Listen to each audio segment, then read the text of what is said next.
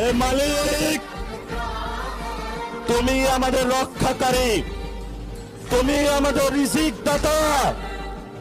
যারা এই বাংলাদেশে জনগণ 17 বছর অপেক্ষা করেছিল, আমাদের অধিকার ছিনিয়ে নিয়েছে, হত্যাকারীর মাধ্যমে ভাইদেরকে হত্যা করেছে।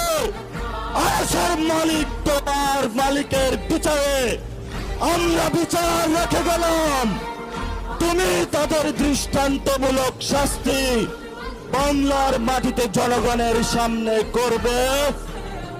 আমরা আজকে তোমার মসজিদের সামনে বিচার রেখে গেলাম। বাংলাদেশের মানুষ হতাশ হবেন না। লা তাহজান, ইন্নাল্লাহা মানা। আল্লাহ আমাদের সাথে আছেন, শক্তিমান, ভয় নাই।